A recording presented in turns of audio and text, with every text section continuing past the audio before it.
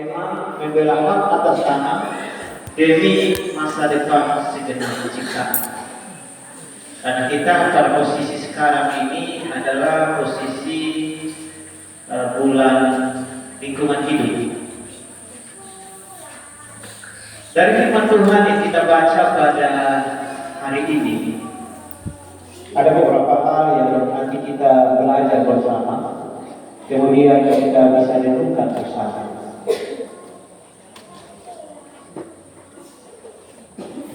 Firman yang kita baca pada pagi hari ini, kita akan melihat secara bersama ada karakter atau sifat diri kita semua di masing-masing tokoh dalam firman Tuhan hari ini. Nanti kita akan lihat bersama. Ada Nabot, ada Ahab, ada Isabel. Pertanyaannya, dari ketiga tokoh ini kita pada posisi di mana? Apakah kita di Nabot?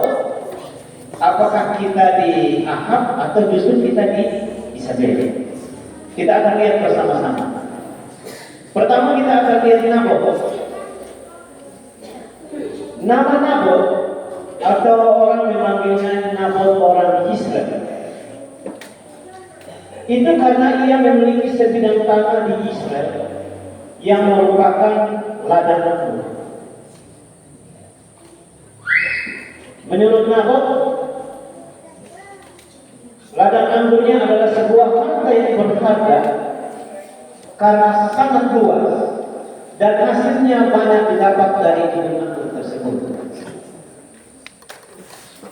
Kebetulan kebun anggur itu terletak persis di samping istana Raja Ahab. Nabot adalah seorang yang takut akan Allah, yang memegang teguh prinsip lebih daripada uang, bahkan hidupnya. Dia tetap berpegang pada perintah Allah yang melarang menjual harta warisan orang tua. Pertanyaannya bagi kita semua, Bapak Ibu, kita ada karakter ini atau tidak? Ada sifat ini atau tidak? Sifat di mana seperti Nabot, seorang yang takut akan Allah, yang memegang teguh prinsip lebih daripada uang. Kalau misalnya satu kali Bapak Ibu ditawarkan meninggalkan Yesus Kristus, atau saya kasih uang 100 juta, mau tinggalkan atau tidak? Ya, saya berharap tidak ya. Jangan sampai kita dapat 100 juta tapi kita tinggalkan Tuhan Yesus. Ini karakter Ahab. Kita akan lihat karakter Ahab. Dalam sejarah Israel, Ahab merupakan salah satu raja yang jahat di mata Tuhan. Dia sering mengambil keputusan tidak tepat ketika hatinya berada dalam suasana campur aduk, dalam keadaan pikiran. Orang bilang gundah gulana, pikiran. Kadang-kadang dalam keadaan seperti itu, dia mengambil keputusan yang tidak sesuai. Alkitab mencatat bahwa tidak pernah ada seorang seperti Ahab yang memperbudak dirinya sedemikian rupa terhadap kejahatan. Lebih daripada itu, Bapak Ibu dan saudara, ia juga melakukan tindakan keji di mata Tuhan, yakni menyembah berhala. Kalau kita baca selanjutnya pada ayat 5-6, kita akan menemukan bahwa Ahab menyembah berhala. Lebih parah lagi, dia mengambil istri seorang penyembah berhala. Itu latar belakang dari Ahab. Sedangkan karakternya sesuai dengan firman Tuhan yang kita baca, karakter itu artinya sifat. Sesuai dengan yang kita baca pada hari ini, kita menemukan karakter yang ada padanya dalam kisah ini yaitu sifat kekanak-kanak yang tidak dapat mengambilkan nafsu serangannya. Dia mau A, tidak peduli orang lain. Dia mau A, mau bermasalah orang lain juga, dia harus dapat. Nah, itu karakter daripada Ahab. Pertanyaan kedua,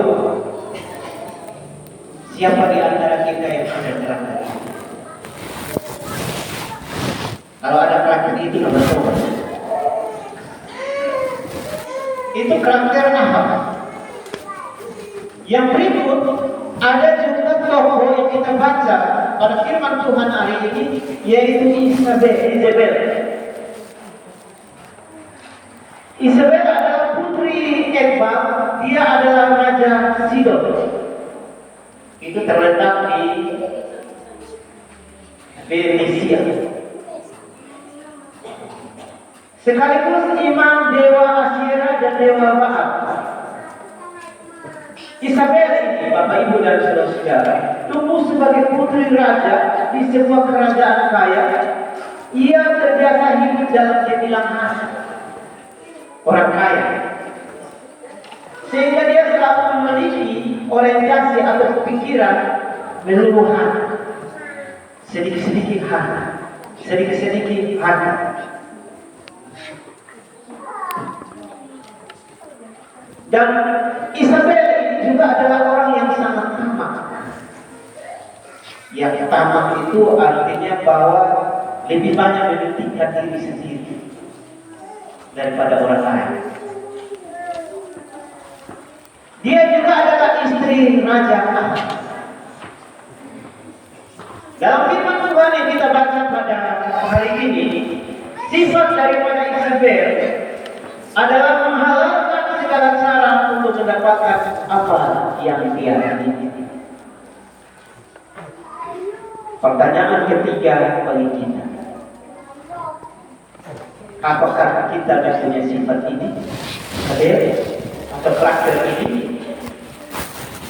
Ada yang senyum-senyum di belakang. Yang senyum-senyum itu saya berharap untuk tidak ada dalam karakter ini. Isabel. Bapak Ibu dan saudara, karakter dari ketiga tokoh ini itu juga menjadi bagian dari karakter kita, sadar atau tidak sadar, dalam kehidupan pergaulan kita, dalam kehidupan rumah tangga kita, dalam kehidupan dengan sesama kita. Kita ada karakter ini. Ada yang tamak, ada yang suka kekanak-kanakan, sutua tapi kanak-kanakan. Minta sesuatu di istri merengek dulu, menangis. Ada yang begitu kok? Ada yang bilang ada. Bapak Ibu dan saudara yang kasih dalam Yesus Kristus, kebun anggur yang diminta untuk dibeli atau diganti oleh Ahab tidak diberikan oleh Nabot yang dimilikinya sebagai warisan turun-temurun. Itu membuat Ahab kesal, marah. Bahkan dalam firman Tuhan yang kita baca tidak makan. Dapat kita bayangkan dia bersikap seperti anak kecil yang tak bisa mendapatkan mainan yang diinginkan. Coba bapak-bapak atau ibu ini di pasar bawa kita buat anak.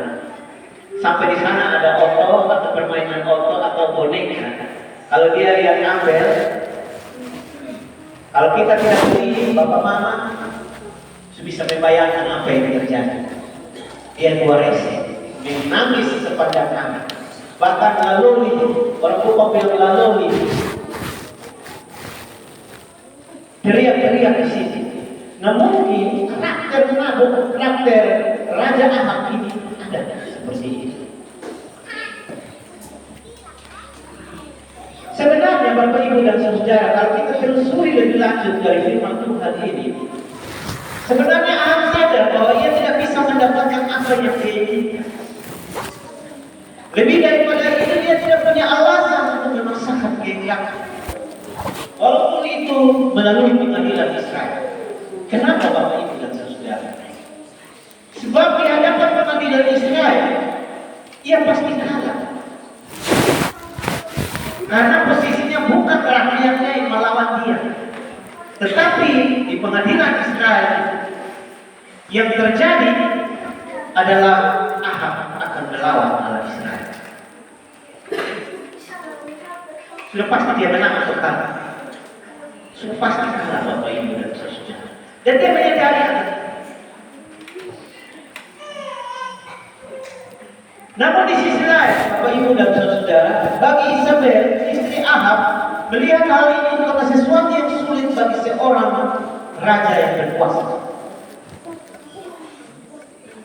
Ya kita di sini contoh misalnya RT, tapi RT atau camat bisa saja contoh camat.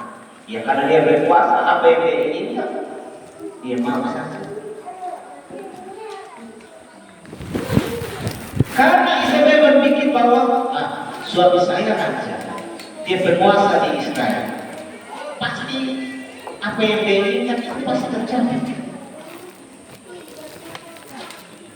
Isabel, Bapak Ibu dan saudara, dia melakukan konspirasi untuk membunuh Nabot dengan saksi-saksi palsu di pengadilan, sehingga kebun anggur Nabot bisa dimiliki.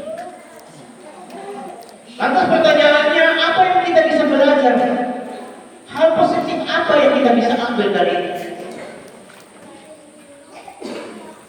Hal positif yang bisa kita pelajari dari nasi ini adalah sikap Nabot yang setia mengerjakan Taurat Tuhan. Taurat Tuhan pada saat itu yang menjadi hak waris itu tidak bisa diperjualbelikan. Dan Nabot taat akan firman Tuhan. Dia tetap pegang Taurat Tuhan. Kesetiaannya tidak dapat digoyahkan oleh. Meskipun ada banyak tawaran yang menggiurkan, dia tetap mempertahankan hak hidupnya. Karena kesetiaannya pada perintah Tuhan bahkan sampai mengorbankan nyawa. Harta yang Tuhan anugerahkan itu juga seperti mana? Sekali lagi Bapak Ibu dan saudara, harta yang Tuhan anugerahkan itu juga seperti mana kepada Yesus Kristus. Bukan untuk ditawar-tawar.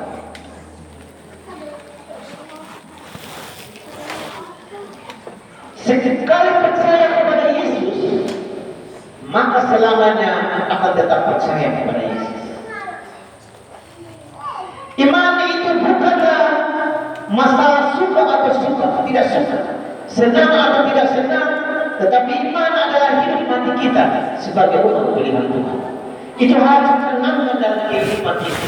Ketika kita beriman kepada Yesus Kristus, maka iman itu tidak ditawar-tawar. Mau dalam bentuk materi, mau dalam yang muda-muda dong ini, yang mau dalam bentuk yang tidak seagama, tidak ditawar. Itu iman sampai mati. Kalau kita belajar dari Rachel Nabot sampai mati, dia tetap tidak menyerahkan harta warisan. Demikian juga dengan iman kepada Yesus Kristus, itu harga mati. Kalau negara Kesatuan Republik Indonesia NKRI, harga mati. Iman kepada Yesus Kristus harga mati.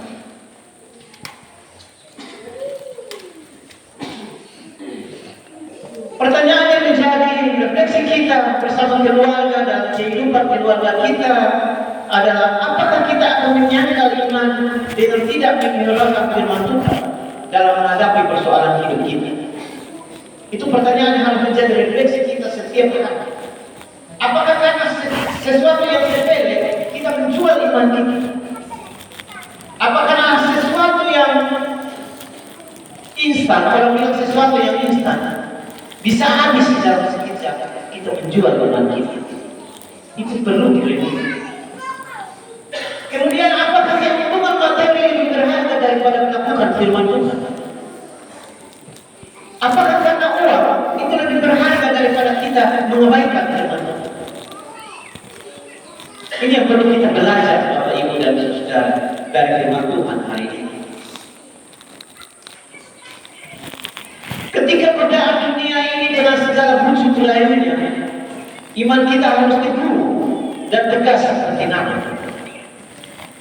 Segala pemberian yang baik itu datangnya dari Tuhan, bukan ditiadakan firman Tuhan. Sekali lagi yang perlu kita cantumkan dalam pikiran kita, dalam kehidupan kita, segala pemberian yang baik itu sudah pasti datang dari Tuhan, bukan kita ditiadakan firman Tuhan. Itu hal yang positif yang kita pelajari. Tapi ada hal negatif juga yang kita pelajari dari firman Tuhan hari ini. Hal yang negatif yang dapat kita waspadai adalah nafsu serakah aham. Bagaimana kita belajar untuk bersyukur atas apa yang ada pada kita. Ketika nafsu menguasai kita, maka nafsu itu akan menuntut kita ke jurang dosa yang lebih dalam. Ketika nafsu keserakahannya berbesar, maka sampai kapanpun tidak akan pernah ada kata cukup bagi kita. Setelah Nabi mati, Ahab merampas milik pusakanya. Inilah contoh dari dosa melahirkan dosa. Sudah menginginkan orang punya barang, dia dan istrinya bersepakat lagi untuk membunuh pemilik barang itu. Sudah berbuat dosa. Dosa itu melahirkan dosa lagi. Sakit hati yang bertumpuk-tumpuk, keserakahan dapat menyebabkan kita jahat di mata Tuhan. Bahkan hidup merasa tidak pernah berkecukupan. Pada sebagai Raja Ahab punya segalanya. Itulah sebab Tuhan Yesus ajarkan dalam doa Bapa, berikanlah makanan kami yang secukupnya. Karena pada prinsipnya Bapak Ibu dan saudara-saudara, manusia itu serakah. Kalau tidak bersyukur kepada Tuhan dengan apa yang Tuhan berikan, maka orang lain punya milik juga dia inginkan. Orang lain punya istri juga dia inginkan. Orang lain punya babi di kandang dia inginkan. Orang lain punya sapi di rumah dia inginkan. Orang lain punya jagung yang sedang tumbuh dia inginkan. Itu karena serakah, tidak mau bersyukur kepada Tuhan. Kemudian Bapak Ibu dan saudara, kita juga bisa belajar dari sikap negatif Isabel. Dia menghalalkan segala cara dalam menyelesaikan masalah. Kita harus ingat bahwa dalam kehidupan ini Tuhan tetap turut campur tangan memberikan yang terbaik bagi kita. Tidak semua yang kita inginkan itu berguna bagi kita. Jadi beda antara keinginan dan kebutuhan. Itu beda Bapak Ibu dan saudara. Kalau kebutuhan itu betul-betul yang kita butuhkan dalam kehidupan kita. Kalau kita ingin ke sekolah anak, itu kebutuhan atau keinginan? Itu kebutuhan. Tapi kalau keinginan, ya saya lihat dia punya sapi 2 ya, saya juga ingin punya sapi lebih dari itu. Itu keinginan, tapi bukan kebutuhan.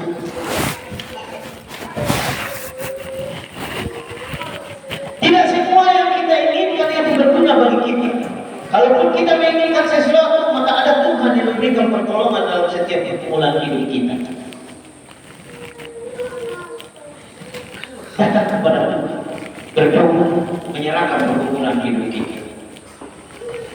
Biarlah kita belajar bagaimana Tuhan Yesus berkata dalam doa Bapa kami, tetapi bukanlah kehendakmu, melainkan kehendakmu yang terjadi. Ini artinya harapan kita sebetulnya harus pada Tuhan. Bukan karena kehendak kita, tapi kehendak Tuhan yang terjadi. Hidup kita harus tergantung pada Tuhan. Kalau hidup kita tergantung saya memang percaya Bapak Ibu dan saudara, apapun yang kita minta, Tuhan pasti berikan yang terbaik dalam kehidupan kita. Kita sudah lihat perbuatan Ahab dan istri. Pertanyaannya, apakah Tuhan diam? Apakah Tuhan diam melihat orang-orang seperti itu?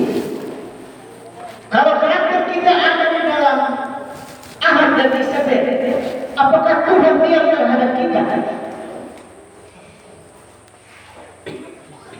Tuhan tidak diam. Kalau kita baca firman Tuhan, kita akan melihat akibat yang harus diterima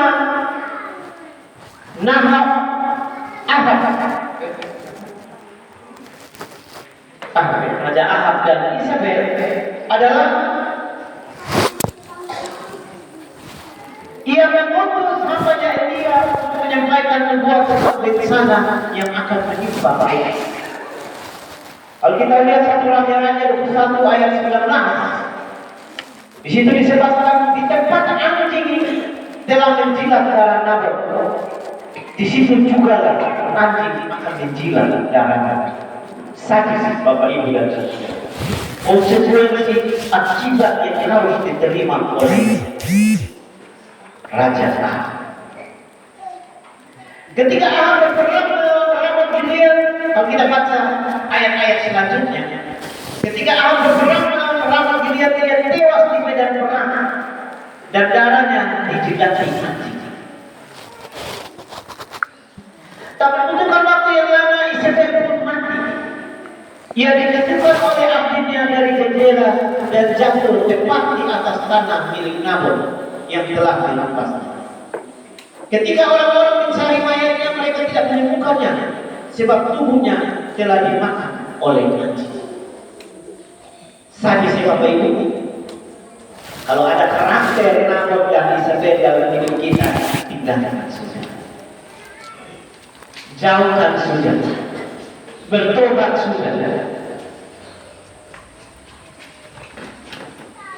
Apa yang Tuhan firmankan benar-benar menjadi kenyataan. Orang yang menabur kecurangan akan menuai bencana. Dan tokat amarahnya akan habis binasa. Itu bunyi Amsal 29 ayat 9. Yang paling terakhir Bapak Ibu dan saudara-saudara, kita dalam kehidupan kita itu Tuhan telah menganugerahkan banyak hal dalam hidup kita. Anugerah dari Tuhan dicontohkan dengan peninggalan orang tua berupa tanah warisan. Tanah warisan itu harus dikelola dengan baik. Kita perlu melakukannya dengan menghormati Tuhan sang pemberi, bukan untuk diperjualbelikan. Kalau ada di sini yang jual beli tanah, beli sudah. Karena firman Tuhan hari ini, hak warisan yang diberikan oleh orang tua jangan diperjualbelikan, tapi dikelola secara baik. Kalau kita pergi di bagian benak sana, sampai di korban, di pinggir-pinggir jalan sana, itu sudah dijual beli semua. Itu orang Surabaya, orang Jakarta telah memiliki itu tanah semua.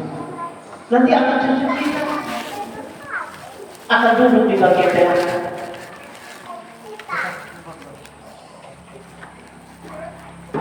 Saya berharap kita bisa jual beli. Apalagi kita di sini sudah lintas selatan, lintas selatan ini nanti banyak kendaraan, banyak pembangunan akan semakin berjalan dengan baik di bagian pinggiran jalan. Saya berharap sesuai dengan firman Tuhan hari ini jangan diperjualbelikan, tapi kita kelola untuk siapa? Untuk anak cucu kita ke depan. Bukan itu saja. Anugerah yang Tuhan berikan itu adalah pekerjaan. Ada yang bertani, kerjalah dengan sebaik-baiknya.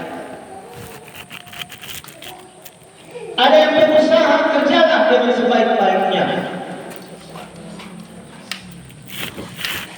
Ada yang pegawai negeri,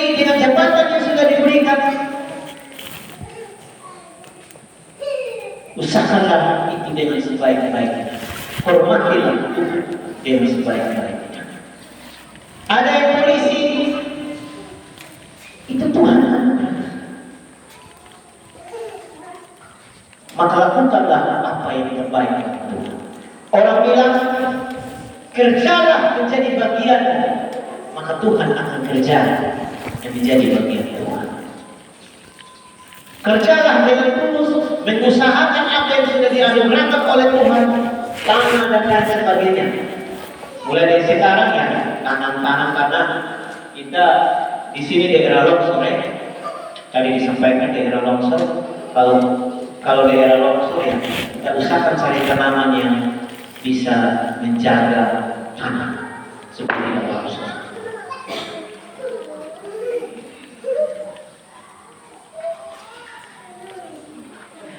Tanpa sikap hormat terhadap semua anugerah yang telah diberikan Tuhan, kita pasti terjebak dalam keinginan jahat.